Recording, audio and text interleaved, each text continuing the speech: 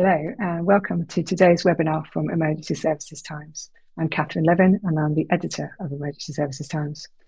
It is less than a week now until the Emergency Services Show, and we are busy getting ready for 2 great days at the NEC in Birmingham. I hope many of you will be joining us. In this special pre-show webinar for exhibitors, we are looking at the Procurement Act 2023 and the changes you need to know about if you want to contract with public bodies. This webinar is a chat, there's no slides, no presentation. It's a conversation with experts to allow you to go away and have a conversation back in your own organisations. We have a Q&A chat in the webinar software, so if you want to ask us questions as we go along, please do so and I'll pick them out as we can. We try to get to as many as we can through the next period. There's also CPD accreditation for this webinar, so if you'd like to take advantage of that, we will send information to you after the webinar. And if you're watching on catch up, you'll get that at the end of the month.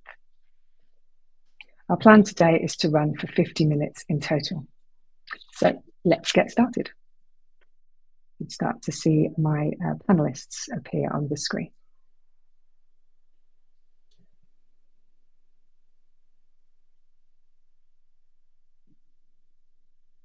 Lovely, thank you.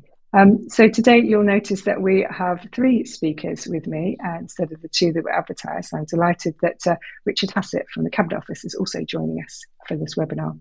We have Ellie Wilkinson and Gavin Wolstenhulme. So welcome to you all. Ellie is Head of Commercial Governance and Compliance at Blue Light Commercial.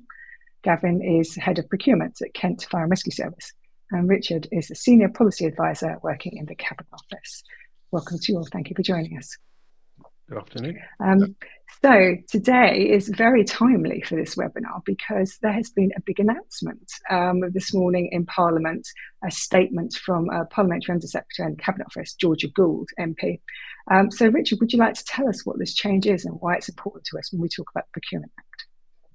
Yes, thank you. So the announcement is that the Procurement Act will be delayed on its go live. So no longer the end of October. It will now be the 24th of February 2025, a delay of 4 months. So the reason for this delay is that the government wants to ensure that the public procurement supports its delivery of its missions. And if you weren't aware, there is something in the Act known as the National Procurement Policy Statement. So that sets out the government's strategic policy priorities for public procurement.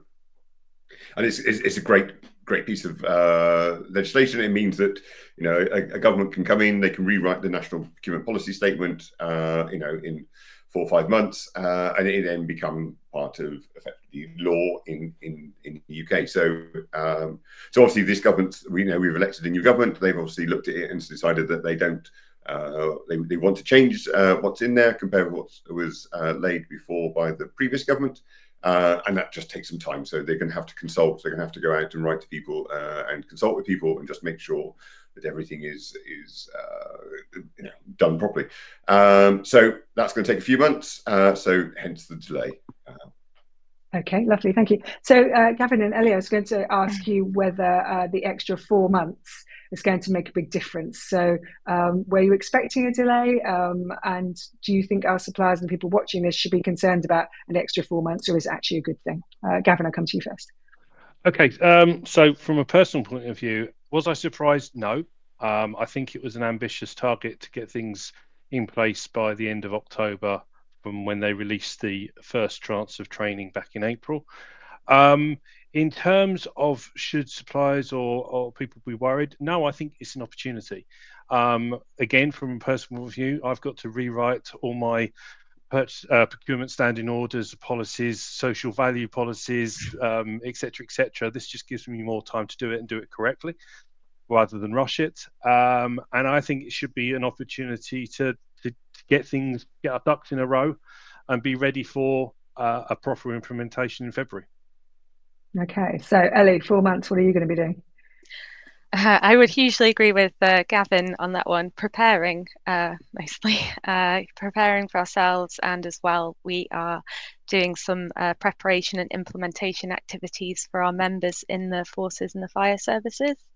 I also think this is a really good opportunity for suppliers as well. It gives them more time to prepare for the Act, and it gives us in the public sector more time to engage with them as well. Okay, so we're talking about this change in a date for a piece of legislation which we haven't actually told people what it's all about yet. So let's go back to basics. I'm getting overexcited about the changes there. We've got the Procurement Act 2023. Why do we care about it? What difference does it make? If we're going to say, what is the elevator pitch for this change in legislation? And for us, if I was a supplier, what would that be? So Rich, could you just give us a quick kind of a pitch on what's it all about and why is it important? Yeah. So I'll give you a quick history. Is obviously we've left the EU. The previous rules were based on the EU and based on 28 different countries and their views. And this is very much a UK-based only procurement system. Sorry, when I say UK, it doesn't include Scotland. Scotland have opted out. I should just make that clear. Okay. But we're talking England, Wales, Northern Ireland, and the reserve bits, which are the government. So why is it good? Because it builds on our previous experience. So it's more flexible. It's lighter touch. It's more what's the word? I forget what the word is. Anyway, but it's more integrated. So instead of having 4 sets of rules, there's just 1 set of rules. So if you're buying from utilities or you're doing concession contracts and stuff like this, they're all in together. So the defence rules are the same as or roughly the same as the non-defence rules and things like this. So it is more flexible and it is simpler. And if you care to look at the legislation, even if you stack them against each other, it's considerably thinner as well, if nothing else. And I personally feel it reads better. But also, I think the other thing is it's got people like me who have worked in this area for 20, 30 years, who've gone, actually, well, that never worked. So we'll make this work now. It's an iteration of the previous rules as well, because we're able to put our own experiences in there to make sure things happen better. Okay, good. So that's good. So it's more flexible, it's simpler, and it's better because you've taken out the bits that didn't work and made them work. So Ellie, from your point of view, if we were to talk about the Act and all the people who are buying services through Blue Light Commercial, for example, what difference will it make to them, the fact that this new legislation's come through? What will it improve? How they be more efficient for them? What are the benefits for a supplier? For our members buying through us, our new frameworks, we're hoping where possible we can use the open framework scheme, whereby we can refresh frameworks more frequently, meaning that we can keep up with technologies, the technological developments or the developments within the marketplace, new suppliers coming through, etc. And that's beneficial for our members in terms of getting the best deal and the right thing. It's also beneficial for suppliers because we will be able to, not sort of close off frameworks for 4 or 5 years as we have been. I think as well, it's interesting that the Act is it's going to be more transparent as well. It should be it's good for the supply chain in that they'll know when pipelines are due out, when we have procurements coming up that are, say, over 2 million. They'll be able to prepare for that and plan for that. So we hope to make access easier for suppliers and as such visibility also for our members too of what we've got coming up. Okay. You talked there about an open procedure. Gavin, are there other procedures that suppliers can use to get this kind of route to market, as you put it? Yeah, so in terms of procedures under the new Act, the current regulations as they are, there are something like 6 or 7 different routes to market. So open, restricted, competitive, procedure with dialogue, without dialogue. I could go on. This Act has sought to simplify that and make it a bit more flexible. So those are the transparency, flexible, and simplified is words you could hear a lot. There's basically 3 procedures now. It's open, as it was, so going out to the open market and assessing everyone on an equal base, as you would normally. Then there's this new one called the competitive flexible procedure, which I'll come back to. And then there's the direct award, used to be called a VEET notice. It's a transparency notice where you're directly awarding to one supplier for certain reasons.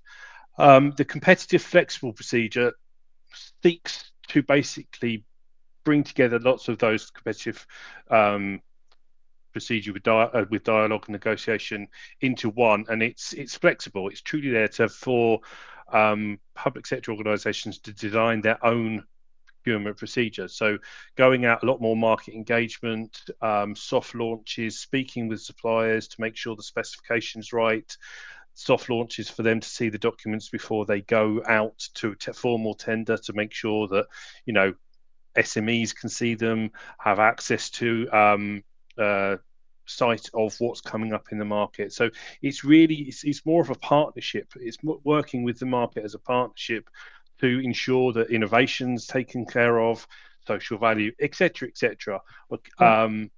We could talk for a lot more than 50 minutes on this one subject alone. So realistically, it's to give the ability for public sector organisations to design their own procurement route and procurement process to ensure the right things bought at the right time. Right. Okay. And in some of that, what you were saying there about this engagement, it sounds a bit more collaborative to me. There are sort of we're buying this thing, you're selling this thing. Rich, in terms of the legislation, and thinking about that market engagement side of thing, was that a deliberate part of the process of getting to this? Was that important, that more collaborative, engaging approach? Yes. So forward. Yeah. It's something we've done in central government for a while, but it's not been. It was a policy rather than a sort of legislation thing. But what we discovered is that we get a better outcome when the earlier we engage the market. So if we can turn up and say, look, we've got this thing we need. We don't know what this thing is, but it's roughly this. If we then engage the market, we get a better outcome. We end up saving money for the taxpayer, and it is a win-win. So obviously, it makes sense for us then to sort of bring this across the whole of the public sector. Okay. And Gavin, we were talking before, you wanted to talk a little bit about notices, procurement notices. Yeah, so again, this comes back to the transparency agenda. Previously, we as a public sector organisation, you'd put a tender notice out, call for competition, you get the bids in, you do a contract award notice, and it wouldn't be much more than that, other than a PIN, which again was a prior information notice, kind of drum up information. The new Act, and probably puts more impetus and work on public sector organisations to publish notices throughout the life of a contract.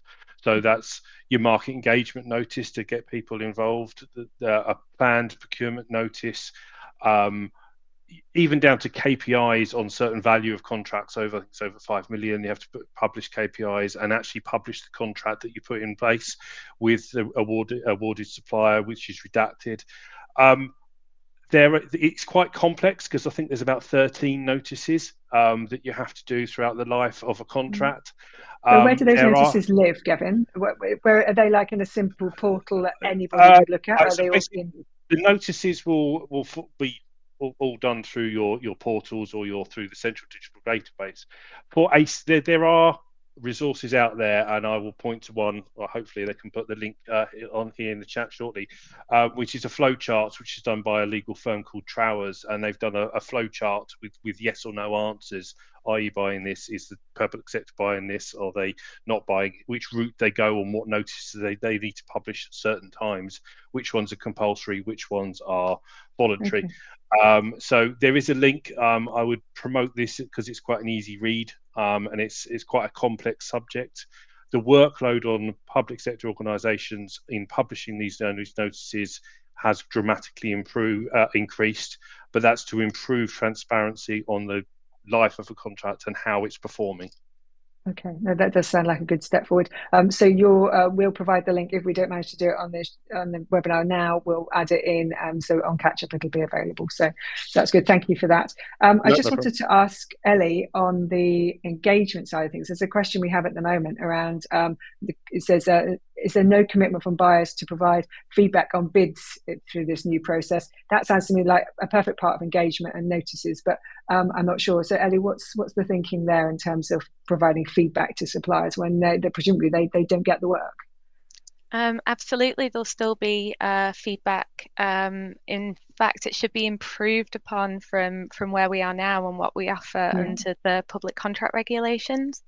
So going forward under the new Act, we'll have to share what's called assessment summaries, which is essentially your completed evaluation of bids. And that will enable suppliers to see how you've assessed their bid, how they performed, and also why the successful bidder has scored the way they've scored and won the contract. We're hoping that bit is a little bit easier in terms of workload and burden for buyers, but at the same time, equally, if not more, sort of transparent and detailed for suppliers. Okay, so it sounds like an improvement on what was there before then. Excellent. Okay, so let's talk about money. So when you buy goods and services and you want to get the best deal for the taxpayer and get the best value, then how much it costs is clearly a big part of that.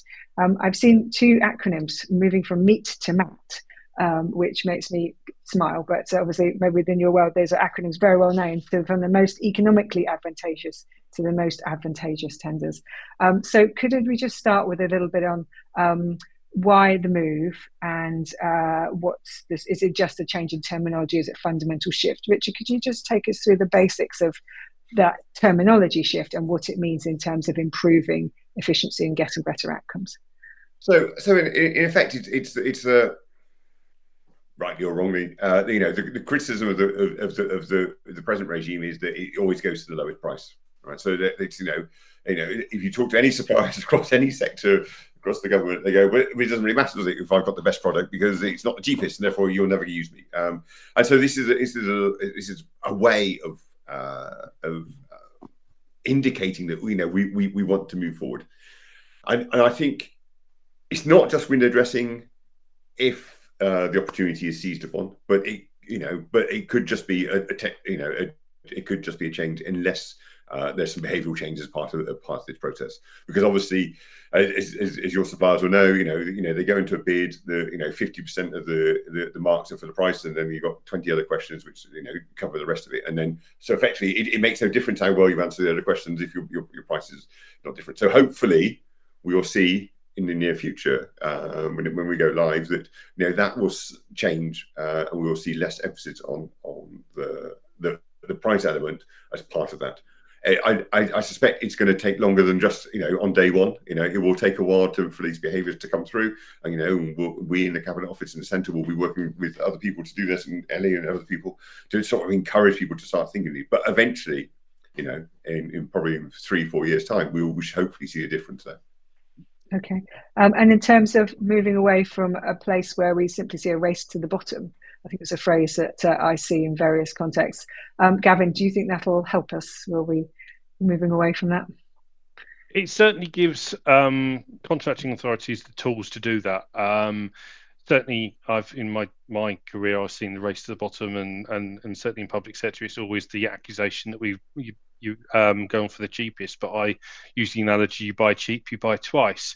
It certainly gives us the tools to think about more things like environmental factors, social value factors, all of which are key in terms of the government's new procurement principles, and really working with SMEs as well, and having SME agenda as part of it, and buying local. So all of these factors are non-economic factors. So I think this gives us the tools to move away from that race to the bottom. Yeah, it's good. And you mentioned social value. I wonder, Ellie, if you could explain a little bit about that, and also whether you know anything about biodiversity net gain, which comes into my head when we were talking. We talked about to other people about that and how that fits into procurement. So I wonder if you could just take us through those elements of how a contracting authority might consider a bid and what that might mean for a supplier. Sure. So essentially, what both Richard and Gavin are sort of saying is that there will be more of a focus on social value in bids. We'll be looking to ask questions that look at what a supplier can potentially add to economically, social social social mobility, there it is. Things like social mobility, economic well-being, so sort of lots and lots of different kind of categories there, and it does go into a broader category of sustainability, so looking at carbon reduction and sustainable supply chains, modern slavery, all of that. And it's about making sure that we're proportionate to the contracts, and I think it is important to remember that where it is proportionate to the contract, including social value within what we're buying. We use something called the social value toolkit within Blue Light. I am not the expert, that's my colleague, unfortunately. So I'm going to struggle with the second part of your question. That's okay, because what I can do is I can point our suppliers at a webinar we did on social value. So we've done all of that before. So we can put a link into that to cover Fantastic. that off. If that's better for you, Ellie.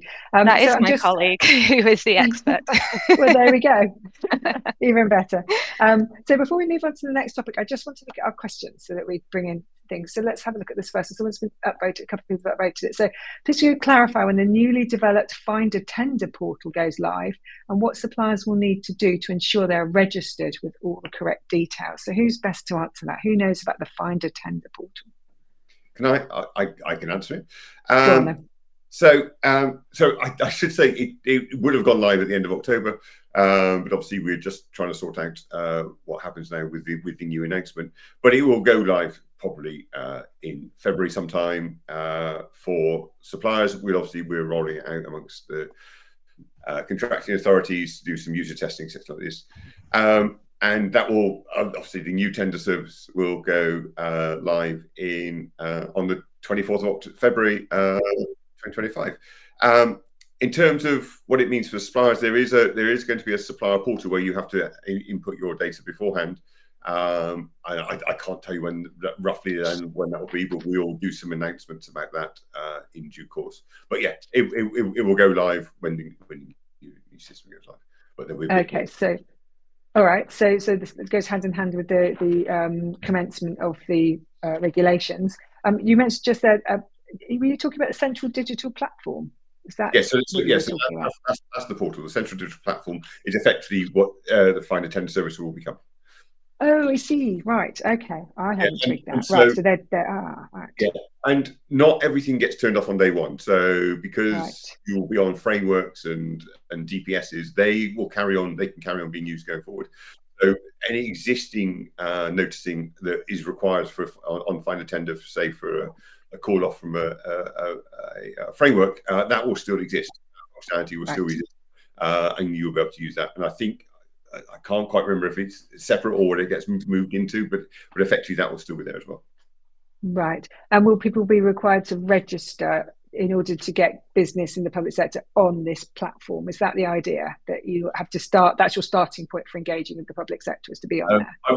95%. Ellie, do you remember? I can't remember now. I think the answer is yes. As far as I'm aware, it's a yes. Right. So if that's not available till the 24th of February 2025, we can have an awful lot of people coming on the website. I mean, it may be a few weeks earlier. I don't know. We don't. I don't know. But the actual system itself won't go live until the app goes live. Right. Okay. Thank you for that. So next question: is there a standard format that buyers have to follow for the assessment summary? Are there key pieces of information that will be included on it? So assessment summary, does that mean what one puts when they put their bid in? I'm not sure which bit of the process they're talking about there. Who wants to fill out? Gavin, do you want to respond to that? I think this is about feedback from tenders, and so there will be templates and specific information that needs contracting authority that will need to provide. So that, again, it used to be like the relative merits of their bid against the winning bidder. It's similar to that. There will be templates provided, I'm told. Richard probably can tell me if I'm wrong, but there will certainly be templates and certainly specific information that's provided in those feedbacks to bidders. Okay, lovely. Thank you for that. And we have another social value question. So I don't know whether we're going to be able to answer this, but let's try it. Social value, how will it be assessed when a supplier doesn't have a presence in the area where the contractor is based? So when we covered this in a previous webinar, they talked about some work which had been done in Cheshire, where they had some work done to refurbish a fire station. The contractor had been able to use apprentices from the local area. They had bought their supplies from within 30 miles of the area, didn't go outside of the county of Cheshire. So they had these very localised responses as to how they were going to do that refurbishment to keep the value within the geographical area and to build up that local economy. But if that supplier doesn't have that relationship in the local economy, are they still able to do social value in different ways? I think that's the crux of this question.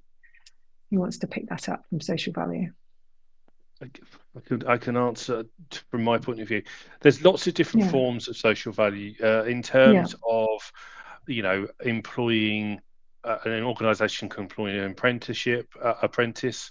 They can provide training or access to digital training in deprived areas. Just to name a couple of different areas, they can give access to green spaces. Social value is such a wide term, and there is lots of different terminology you can use. So in terms of if they're not in that vicinity, they can still provide evidence of doing social value as part of their bids, because if they're doing that, they're doing apprenticeships or doing training for other areas that can still be considered as part of their bid. Okay, all right, thank you for that. So let's take one more question and we'll move on to about how people find out about the opportunities. It says, do you anticipate more tenders and procurement going live with the new government, where some fire and rescue services are changing how they're operating? Will funding increase or decrease in technology? I'm not sure I understand that question. That's probably focused to me, being as a fire and rescue service. In terms of will funding increase or decrease in technology, that very much depends on their fire service. There's numerous different routes on how fire services are funded. Some are authorities like Kent, some are done by council tax, etc., or run by local councils.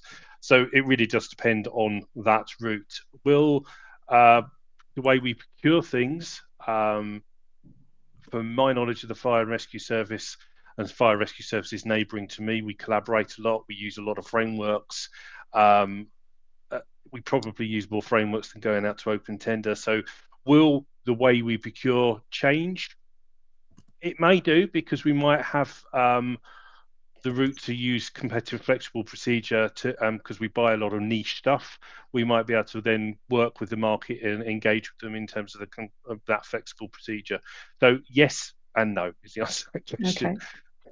Okay. Ellie, you were nodding there. In agreement? Yeah, definitely. Just kind of picking up from what Gavin said about using the competitive flexible. If we do see an increase in technology and technological services within our delivery methods and within service delivery methods, I've seen some interesting things being spoken about in the pipeline at Blue Light in terms of technology. The competitive flexible procedure really puts us in the best position to be buying those sort of things, because it allows for a much more slick and easy and flexible approach to buying innovation. So we have the pre-market engagement aspect, but then we also have the ability to kind of run from very beginning to the very end of a procurement process where you're buying the output of what it is you've essentially gone through an innovation process for, which is something you can't do so easily under the current regulations. So okay, all right. So there's another benefit coming through there. Yeah, excellent. Okay, let's move on to talk about opportunities. So if I'm a supplier and I want to participate and get some business from the public sector, where will I see opportunities advertised under this new regime? Richard, how is it going to work? So at the moment, if people are familiar, there is something called the Final Tender Service. The new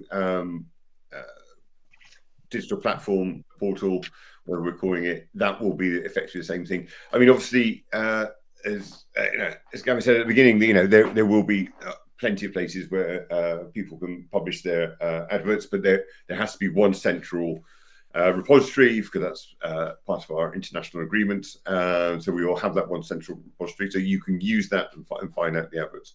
And then you can register yourself. You can put the basic information in about your supplier. You'll get a a reference number, and then you can then track what the contracts that you're interested in. Okay, so a supplier will register on the portal or platform. They will then be able to see any contracts that are available, even stuff that's, presumably that's going to be many thousands. It's like that's the entire public sector across the 3 nations. And they're able to engage with those if they want to, but they could just be looking at it for information. So it sounds like quite a good system, and presumably not just suppliers. Will non-suppliers be able to access this system? So, for instance, me and magazine, I'd be interested to see who's buying what. Would I be able to register as a supplier? It'll be an open platform like FTS. Yeah. But I think that, and as Gavin said again, there is going to be pipelines as well. So any contracts over 2 million, as long as if an organisation is going to spend more than 100 million a year. Any of their contracts over 2 million must be part of their pipeline. So if you know that, say, Department X or local authority Y it's got this contract coming up next year, you'll be able to see, you'll get advance notice of that. So you can then say, actually, look, it's coming out in August. Maybe I don't go on holiday. Maybe I go on holiday in July. So it's those sorts of things. So you can send, beginning of your financial year, you can look down and go, actually, there's these 6 things I want to bid for this year. That's my budget. I can go away and focus on those 6 things. And that means that, you can use your own intelligence on things you want to go for. Again, it should be better. As I said earlier, that whole pre-market engagement, telling people what's up in front, gets a better outcome. And I should say I used to lead the SME program for the Cabinet Office, and one of the facts we brought out of that is that for every pound we spend with a multinational, 40 pence stays in the country. But if you spend a pound with an SME, 80 pence stays in that local region. So it's in terms of the taxpayer, in terms of the UK economy, it's definitely the right way we want to go, and that's how we want to move forward. Okay, all right. So the notices that Gavin you talked about earlier, are they all on this platform as well? You use the portal to publish those notices. So yes, all those notices in terms of the pre-market engagement, the KPIs through the life of the contract award, all are done through the central digital platform. And obviously there are contracting authorities use other forms of portals that then feed into that central digital platform. So yeah, that's the key central point. But if you're subscribed to other portals where you get your public sector contracts, that will all feed into the central digital platform as well. So you've got that portal as well as the central digital platform as well. All right. So it's a single source of the truth, but you can find it from other places too. Yes. Would that be fair? Okay. Somebody's asked here, this has sparked a few questions. Is the new portal likely to be more search friendly compared to the current contracts finder, which suggests that it's not very friendly? So have there been improvements? Is it a brand new system? Has somebody thought about how to make it better, or is it just relabeling what already exists? No, it is new, and we'll hold our hands up and say that yes, the existing platform search is not what it should be. You put the same thing in twice, you get 2 different answers. We're obviously building on that. And I should say, it's obviously in day one it won't be perfect. And there is a series of iterations of going forward. There's you will get effectively phase 1 done, which is all the legal requirement stuff. But I think the next phase after we add some additional functionality, and so in that there will also be that continued development going on. Okay. There's something here about pre-engagement. Where's that question gone? Here we go. But will a pre-market engagement be done exclusively via the portal? Is that what you were just talking about? One of you mentioned that? So Ellie, do you know much about that? So pre-market engagement is where we go out and we talk to suppliers within the supply chain, identify what solutions are out there, what the art of the possible is, and basically inform how we then shape our specification, our bid, and how we go out to the market. We do now, under the Act, we'll have to publish a pre-market engagement notice that confirms when we've undertaken pre-market engagement. or before we undertake it to alert the market.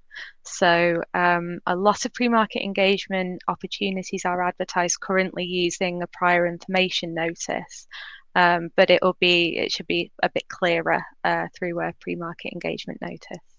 Okay. Another question on kind of how that system will work is around, will it still be the case that public sector organisations can specify supplier by name rather than by product features? Gavin, do you know about that?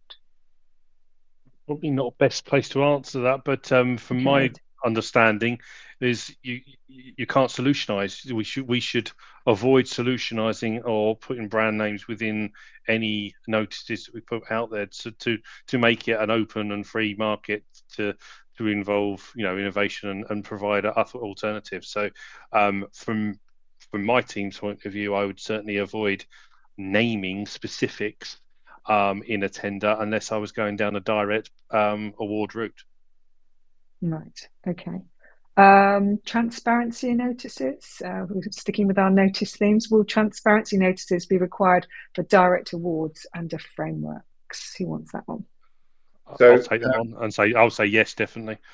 Oh no, they don't. No, so the transparency notice is a specific thing for direct awards under the Act, under Regulation 56, not under the frameworks. So there's actually so I think this is, you can read this one of two ways.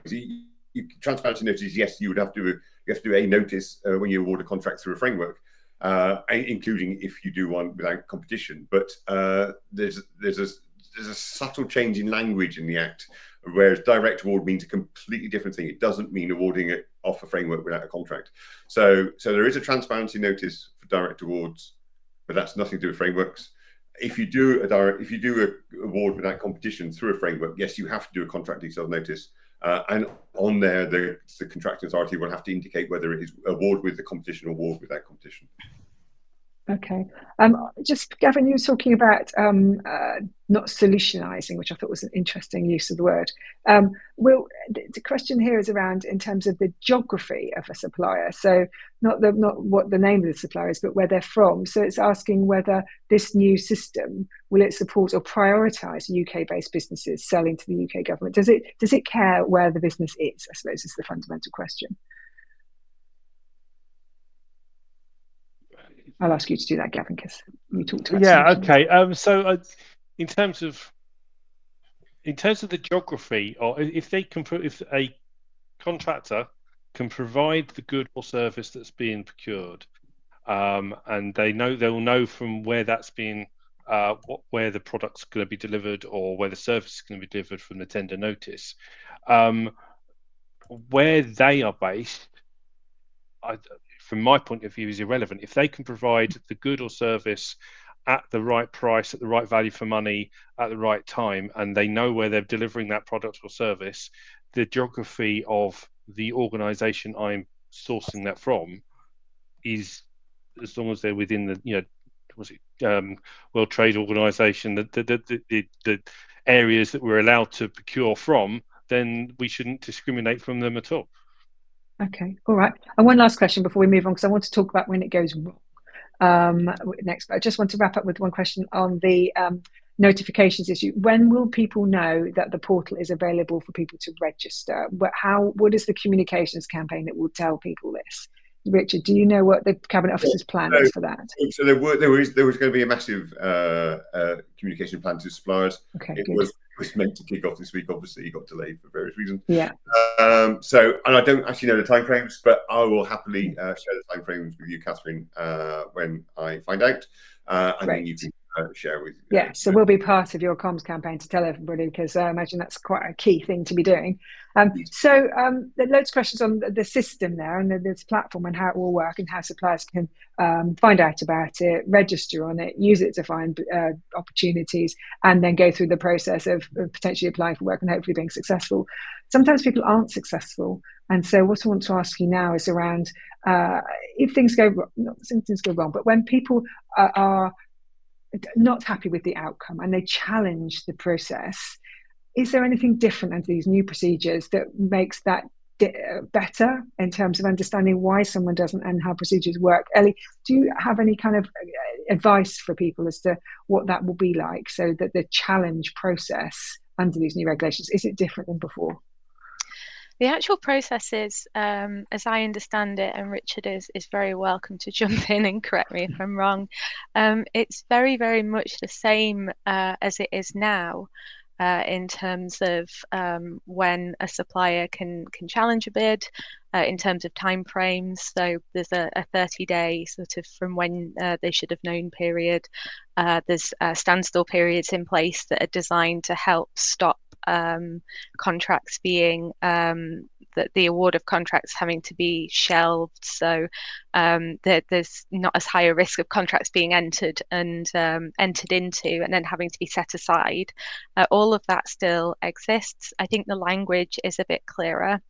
I think the fact that we've had the fact that we're getting the new Act has really kind of shone the light on all aspects of the Act, but again on what we call the remedies provisions, and put some good information out there. So it's worth kind of having a look and having a read from some of the experts. The legal firms out there have provided some good sort of very plain English approaches to when might a supplier think they need to challenge, how do you go about it, etc. Okay, and is that something that you provide through Blue Light Commercial? Can people find that on your website, things like that? Or would they need to go to a specific legal firm? So, yes, absolutely. We wouldn't give legal advice. We have information general, from members, general guidance. Oh, general guidance. Not currently. We have a lot of guidance on our website about the upcoming Act, but we don't currently have any more general guidance that we publish outwardly. We have a lot of guidance for our members on our learning management platform, but it's while we can speak to suppliers and advise in general terms, it's not something we would sort of speak specifically around. Okay, Richard, did you want anything to that, or has Ellie covered everything?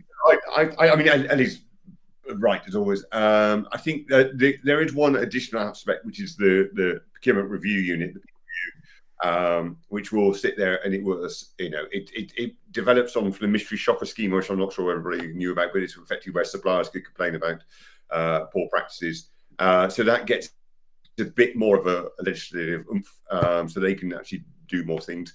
They'll obviously proactive as well, and they'll be looking at in organisations as well to make sure that they're doing stuff. So there is a route to complain outside what Ellie talked about. Ellie's talking about the individual procurement, but if you say you went for 2 or 3 procurements with one contracting authority, and you felt that there was something they weren't doing right, and then you've now got a route then to go forward and then complain about them. That will be taken. What did you say that was called, that process? Procurement review unit. Got it. Lovely, thank you. And is that something people can look up if they want to, if they're interested in that? I mean, it's very negative, but I think it's just worth something. Having a little bit of discussion on this.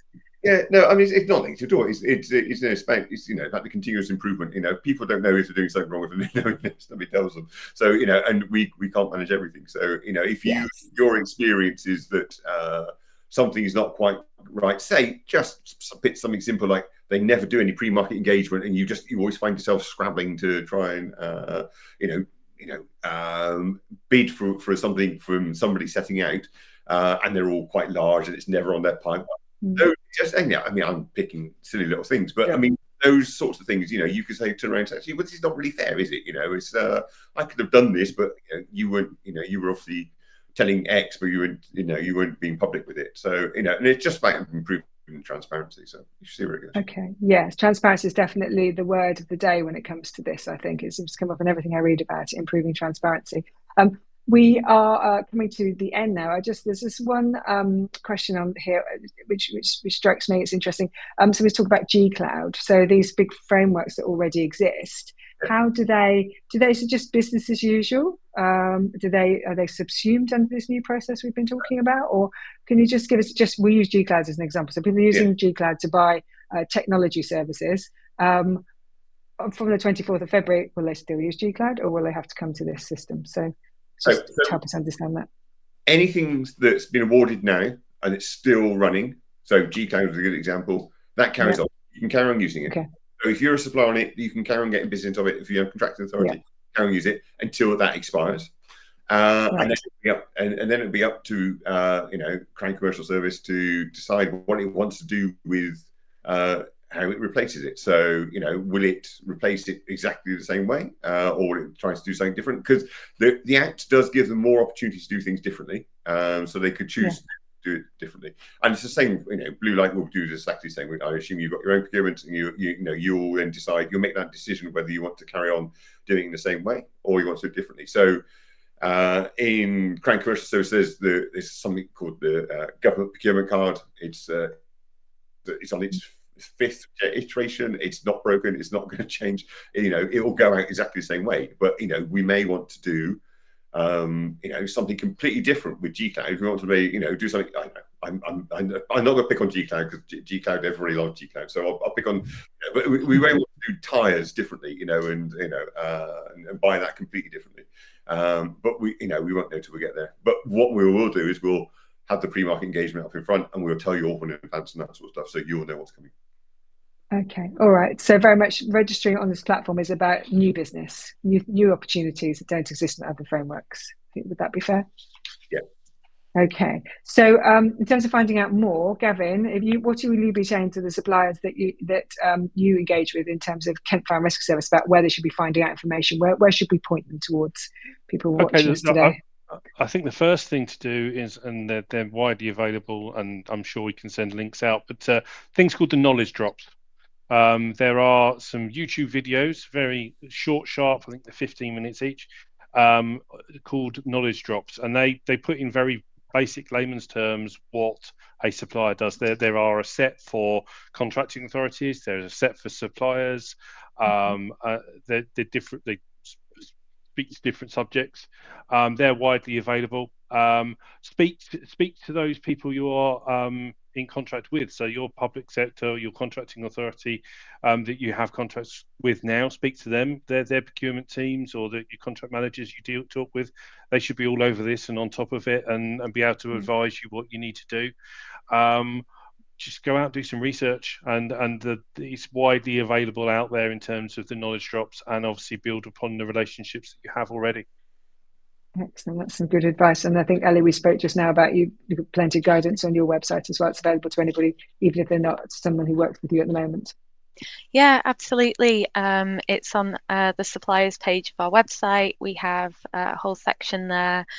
We've got links through to the Cabinet Office guidance, the knowledge drops that Gavin just mentioned, and there's other guidance available, policy guidance that's kind of openly available, which is a lot more it's a lot more technical, but it's still potentially useful to people.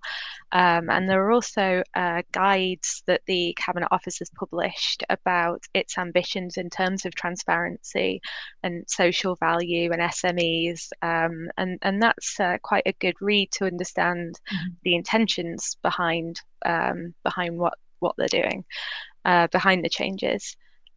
Blue Light also, we've run one engagement event for suppliers already, and the slides for that and the actual event is recorded. It's available on our website, and we should hopefully be running more in the future.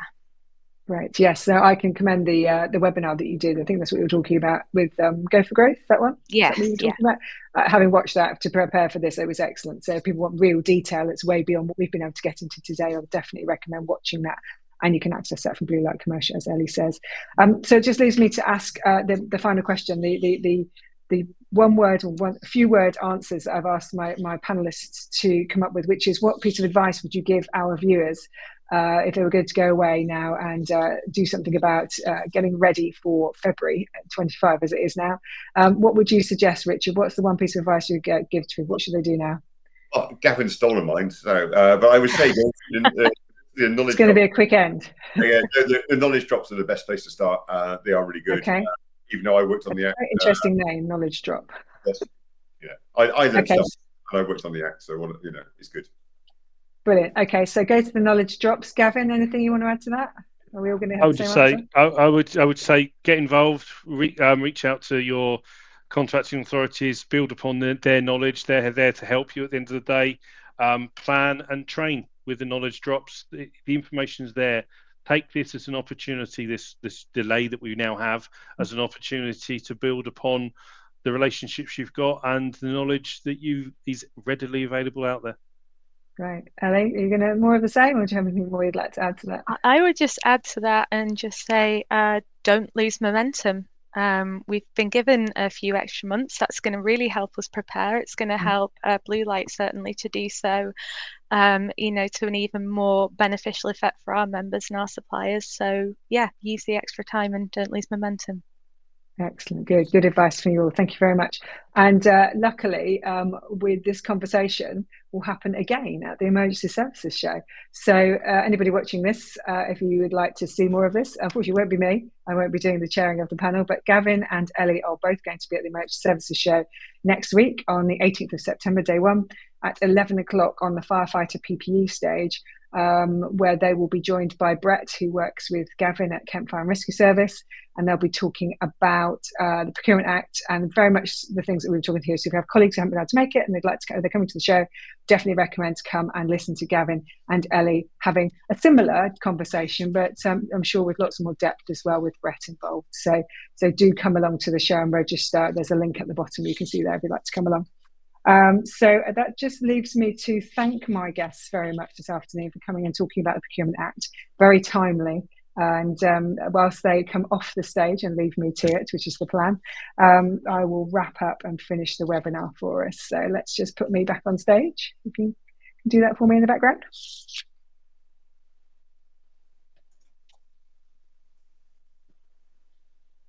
Okay, I'll just carry on. You can't see it there, but that's okay. Okay, so just like to thank my speakers for joining us today. This webinar will be available on Catch Up via our website. Any notes will be, oh, there I am, excellent, I'm back. Any notes for the webinar will be hosted there as well. You'll receive your CPD accreditation by email, and if you're watching this on Catch Up, you'll get that at the end of the month. Our next series of webinar starts on the 7th of October, so we're having a little break because of the show, but we'll be advertising those. As soon as the show's over, you can see all the new things coming up for October and November. Our first one is going to be on PPE and adapting that for a changing world, sponsored by MSA Safety. So do join us at the show next week. Very much hope to see you there. I will be hanging out in the networking lounge, so come and see me. And since Lana, who works with me, is helping today.